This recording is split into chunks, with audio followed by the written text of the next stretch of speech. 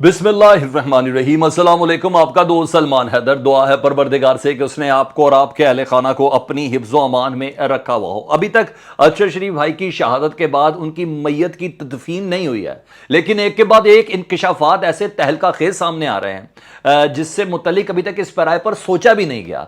इस बार governor Nairobi ने अपने ऑफिशियल वेरीफाइड अकाउंट से कुछ तहलका खेज इंकशाफात किए कि मनी लॉन्ड्रिंग का कौन सा मामला था जिसकी बिना पर एक इंक्वायरी करने के लिए, एक जिसे कहते हैं इन्वेस्टिगेटिव रिपोर्टिंग के लिए, एक अदद डॉक्यूमेंट्री के लिए, उधर के साफी हजरात से गुफ्तगू के लिए, और कौन कौन से ऐसे मामला थे जिसकी बिना पर अरशद शरीफ को शहीद किया गया नैरोबी में। ये कोई और नहीं, नैरोबी का गवर्नर खुद बता रहा है अपने ऑफिशियल अकाउंट से। डेफिनेटली डिटेल्स मैंने आपके साथ शेयर करनी है। ऐसे मौके पर इन्वेस्टिगेशन टीम जो उस वजारत दाखिला ने बनाई है, उसके ऊपर इतना बड़ा सवालिया निशान बना हुआ है। वो वजारत दाखिला जिसने खुद मजबूर किया अरशद शरीफ को मुल्क से फरार होने पे, मुल्क से बाहर भेजने पे, जिसने जमीन तंग कर दी, एक के बाद पाकिस्तान के हर शहर में एफआईआर दर्ज करा के, आज वो वजारत दाखिला मासूम बन के कह रही है कि हाँ उन मुहरकात पर भी तो देखना है कि अरशद शरीफ ने मुल्क छोड़ा क्यों था।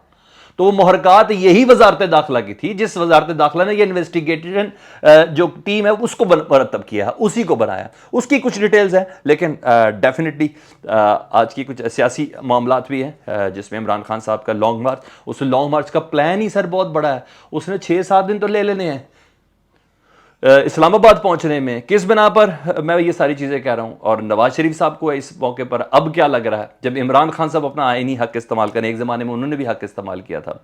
ये सारी की सारी चीज़ें एक के बाद एक आपके सामने रखता हूं। तो सबसे पहले मियां मोहम्मद नवाज शरीफ साहब से शुरू कर देता हूँ जी। नवाज शरीफ साहब ने एक ट्वीट किया है जी। उन्होंने कहा लॉन्ग मार्च इमरान खान का जो है ना, इसकी दरअसल वजह कोई इनकलाब नहीं है।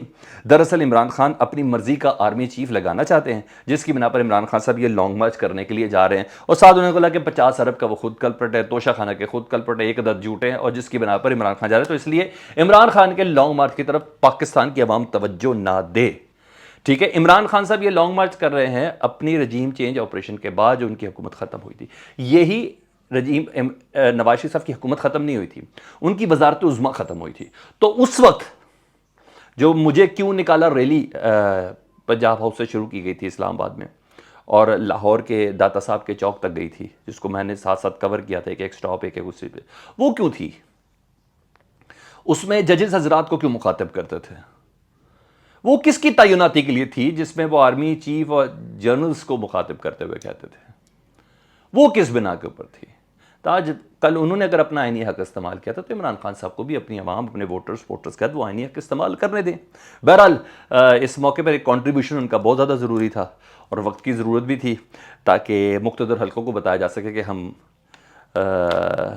किस पराये के ऊपर सोच रहे हैं। ठीक है, तो उनका ये मैसेज, उनका ये ट्वीट डेफिनेटली काफ़ी मैनी खैज है। तो message has been passed from मियां मोहम्मद नवाज शरीफ साहब।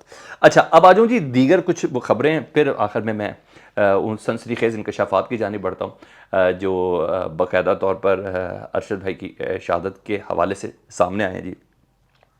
सबसे पहले जी 26 अक्टूबर जी इमरान खान साहब का एक बड़ा प्लान है, ठीक है जी, लॉन्ग मार्च का। इमरान खान साहब ने इस सिलसिले में आज बाकायदा हुकूमत वजारत दाखिला जो दरख्वास्त दी थी तौहीन अदालत 25 मई के हवाले से, बड़ी कोशिश की वजारत दाखिला ने कि तौहीन अदालत की कोई कार्रवाई हो जाए इमरान खान साहब के ऊपर। 5 रुकनी बेंच था, उसने किसी किस्म की कोई कार्रवाई नहीं की। बड़ी कोशिश की कि किसी तरह सुप्रीम कोर्ट ये कह दे कि लॉन्ग मार्च रोकने का हुक्म दे दे। अदालत ने कहा नहीं, ना ही तौहीन अदालत का कोई नोटिस जारी किया जाएगा। तो इमरान खान को सिर्फ नोटिस ज़रूर जारी किया गया कि 25 मई के उस वाक़यात की रोशनी में जो इंटेलिजेंस की रिपोर्ट थी, जो पाकिस्तान की सीक्रेट सर्विस एजेंसीज़ की जो रिपोर्ट के मुताबिक, उस पर आप क्या मौक़िफ़ रखते हैं। सिर्फ ये नोटिस जारी किया गया, किसी किस्म का कोई तौहीन अदालत का नोटिस जारी नहीं किया गया। इमरान खान को सिर्फ अपना मौक़िफ़ देने के लिए ज़रूर बुलाया गया है। जबकि हाँ, एक जस्टिस याहिया अफरीदी, उन्होंने तौहीन अदालत के नोटिस के हवाले से सिफारिश की थी, लेकिन बाकी 4 जजेस ने कहा, तो इसलिए उनका वो जो सिफारिश है वो बिल्कुल ख़त्म हो गई।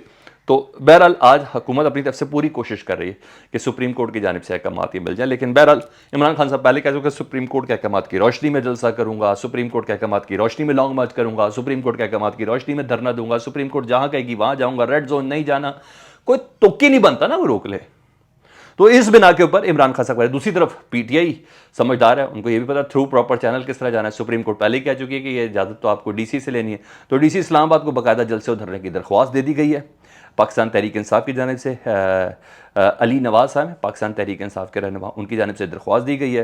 पेशावर मोड़ श्रीनगर हाईवे के ऊपर पाकिस्तान तहरीक इंसाफ ये अपना जलसा और मुतवक्किल धरना देना चाह रही है। इसके दिन बहुत ज़्यादा हैं, तो इसलिए मैं आपको सारी चीज़ें बता रहा हूँ। अब इजाज़त तो देनी पड़ेगी डीसी को, इजाज़त नहीं देगा तो अदालत दे देगी। तो बहरहाल ना देने का तो सवाल ही पैदा नहीं होता जी। हाँ जी, अब मैं ज़रा जल्दी से आपको बता दूँ पीटीआई के लॉन्ग मार्च से मुतालिक।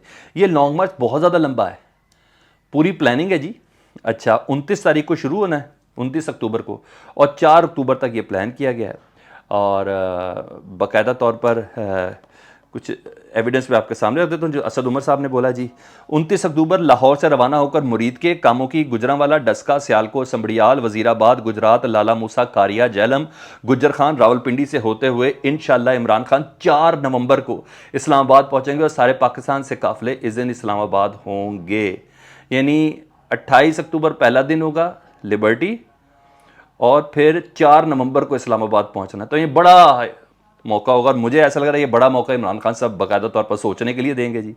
असाब कमज़ोर करेंगे हुकूमत के, खान साहब बार बार मौका देंगे, टाइम देंगे, सोचने का देंगे, नेगोशिएशन का देंगे, साथ साथ अपना प्लान भी हर स्टॉप पे बताते हुए जाएंगे ना कि मैं ये करूँगा, मैं ये करूँगा, मैं ये करूँगा, मैं ये करूँगा। तो उनकी जो नर्व्स है ना मुकम्मल खींच के, जी हाँ, क्योंकि ये बहुत अच्छे से मालूम है खान साहब को, तो उस तरीके से खान साहब ये पूरा अपना 6 दिन का प्लान दिए हुए हैं असद उमर के अकॉर्डिंग कि 28 तारीख को शुरू होगा लिबर्टी से और 4 नवंबर को इस्लामाबाद पहुंचना है इमरान खान साहब ने। ये तो हो गई एक चीज़ है जी।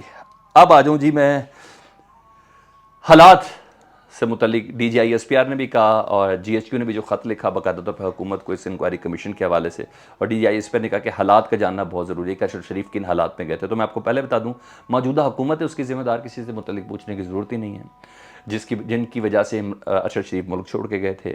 वजारत दाखिला उसकी ज़िम्मेदार जिसकी वजह से अरशद शरीफ मुल्क छोड़ के गए थे। राना सनाउल्लाह है उसके ज़िम्मेदार जिसकी वजह से अरशद शरीफ छोड़ के गए थे।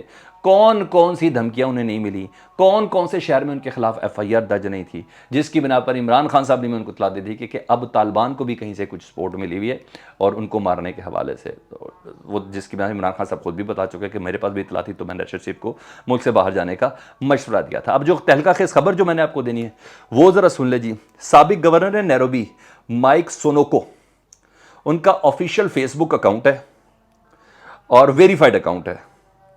उन्होंने अरशद शरीफ के हवाले से कहा कि अरशद शरीफ मनी लॉन्ड्रिंग को बेनकाब करने जा रहे थे। क्या पाकिस्तान की होगी, लेकिन बहरहाल वो ये कह रहे हैं कि करने के लिए जा रहे थे। ज़रा वो इंकशाफात सुन लें, मैं उसी तरह कॉपी पेस्ट कर देता हूँ, उसको तर्जुमा मैंने किया हुआ है। अरशद शरीफ को पाकिस्तान में मनी लॉन्ड्रिंग की तहकीकात पर कत्ल किया गया।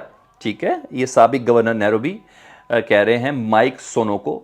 उन्होंने दावा किया कि मकतूल सीनियर सहाफ़ी और टीवी मेज़बान अरशद शरीफ को पाकिस्तान में मनी लॉन्ड्रिंग बेनकाब करने के लिए तहकीकात के बायस कत्ल किया गया। अब ये नहीं पता पाकिस्तान की मनी लॉन्ड्रिंग है और वो भी दोनों शामिल है कि नहीं शामिल है, क्योंकि ये वाक़या जो हुआ उनकी शहादत का वो तो कीनिया के अंदर हुआ है, जबकि कातिल स्क्वाड का इनका ताक़ुब कर रहा था, डेथ स्क्वाड इनका ताक़ुब कर रहा था। तफसीलात के मुताबिक फेसबुक पोस्ट में साबिक गवर्नर नैरोबी ने कहा कि कीनियन पुलिस को पाकिस्तानी को यह सोच समझ कर गोली मारने के लिए फ़रेब दिया गया है कि अरशद शरीफ कार चोरी में मुलव्विस थे, जबकि मकतूल साफ़ी एक मनी लॉन्ड्रिंग ग्रोह को बेनकाब करने वाले थे। साबिक गवर्नर नैरोबी ने कहा कि मनी लॉन्ड्रिंग सिंडिकेट कीनिया के शहरों नैरोबी और मुम्बासा में कारों के शोरूम चलाता है, जिसमें पाकिस्तानी सियासतदान और मुल्क के डीप स्टेट अरकान शामिल हैं, और अरशद शरीफ का ताक़ुब इसलिए किया गया क्योंकि वो तहकीकात कर रहे थे। साबिक गवर्नर नैरोबी माइक सोनोको ने कहा कि अरशद शरीफ के कत्ल पर कीनियन हुकूमत या पुलिस को इल्ज़ाम नहीं देना चाहिए। नेशनल पुलिस सर्विस NPS एतराफ़ कर चुकी है कि अरशद शरीफ को पुलिस ने गलत शनाख्त करने के बायस गोली मारी। साबिक गवर्नर ने कहा कि मगडी में मकामी पुलिस को सर्कुलर मौसूल हुआ था जिसका ताल्लुक कार चोरी से था। अरशद शरीफ दरअसल एक दस्तावेजी फिल्म रिलीज़ करने वाले थे जिसमें यह बताया गया था कि किस तरह पाकिस्तानी सियासतदान आलमी निज़ाम के ज़रिए मनी लॉन्ड्रिंग करते हैं, किन किन ममालिक से। ये इन साहब ने इंकशाफ किए। डेफिनेटली जब तहकीकात होगी, जब ये इंक्वायरी कमीशन तहकीकात करेगा तो इस पैरा के ऊपर भी करेगा, लेकिन ये कोई आम आदमी नहीं है। वेरीफाइड अकाउंट है फेसबुक का जिस बंदे का, और ये नैरोबी का साबिक गवर्नर है, और ये अपने मुल्क के हालात मुम्बासा और नैरोबी के बहुत अच्छे से जानता है। जिस बंदे ने ये इंकशाफ किए हैं। मैंने ऐसे ही आपके सामने तर्जुमा करके सामने रख दी। और तो और शेख रशीद साहब पहले ही कह चुके हैं कि अरशद शरीफ साहब बिहाइंड द क्लोज डोर की डॉक्यूमेंट्री के सामने के लिए किसी जर्नलिस्ट को साइन करने के लिए गए थे।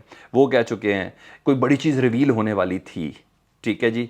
और मतलब अरशद शरीफ का अगर लैपटॉप और सिर्फ मोबाइल ही ले लिया जाए, वो कब्ज़े में करके उसको अच्छे से उसकी इंडिपेंडेंट फॉरेंसिक कर ली जाए और लैपटॉप और मोबाइल्स के उस सारे राब्ते को कोई अच्छा सा इंक्वायरी कमीशन यूएनओ से ही वो इसको देख ले, उसका मुकम्मल एनालिसिस करे, तो किस किस के नाम आने वाले थे, कौन कौन फंसने जा रहा था, कितना ख़तरनाक काम होने वाला था, ये तमाम एक्सपोज हो सकते हैं। अब आ जाओ तो दूसरी तरफ है, दूसरी तरफ जी इंक्वायरी कमीशन का मैंने आपको पहले बताया अतर वहीद साहब है जी, FIA के जी DIG रैंक के। वो ये भी बताया कि उनके इस कमीशन के सरबराह होने पर ही सवालिया निशान लग गए हैं, क्योंकि पॉलिटिकल वो एफिलिएशन शो कर चुके हैं। बाकी जो शख्स अपनी पॉलिटिकल एफिलिएशन शो कर चुका हो, अपनी बेल्ट उतार के नवाज शरीफ के कदमों में रख चुका हो, क्या वो फेयर इंक्वायरी करेगा? क्या कर सकता है? या उसकी इंक्वायरी पे लोग बिलीव करेंगे? ये एक सवाल है, क्योंकि प्राइम सस्पेक्ट कोई और नहीं है ना अरशद शरीफ के केस में, मौजूदा हुकूमत ही है।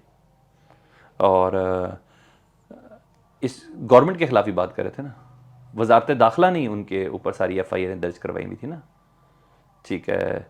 और वजारत दाखिला की ही वजह से उनके ऊपर मुकदमात थे। इसी वजारत दाखिला का जिन्होंने उनके ऊपर उसी वजारत दाखिला का नॉमिनेटेड इंक्वायरी कमीशन कैसे कोई कबूल कर लेगा? अच्छा, इसी वजारत दाखिला की जानिब से इंक्वायरी को कोई कैसे कबूल कर लेगा? तो सवालात उठ रहे हैं। टीम जाने से पहले ही मुतनाज़ा बन चुकी है। हुकूमत को चाहिए कि UN से दरख्वास्त करे, मुझे ऐसा लगता है, ताकि सेटिस्फेक्शन भी हो ना, थोड़ा पैसा पूसा ना आवाम के टैक्स का खर्च हो ना, सेटिस्फेक्शन भी हो इंक्वायरी रिपोर्ट के ऊपर, वो हो। अरशद शरीफ के घर वाले जो चाहते हैं इंक्वायरी ऑफिसर्स, उनको शामिल कर लिया जाए ताकि तसल्ली हो सके। मुझे ऐसा लगता है, आप मेरी इस बात से मुत्तफ़िक हैं तो कमेंट सेक्शन में ज़रूर आगाह कीजिएगा। अपना बहुत ज़्यादा ख्याल रखें और इस चैनल का भी। अल्लाहुम्मा सल्ली अला मुहम्मदिन व आले मुहम्मद।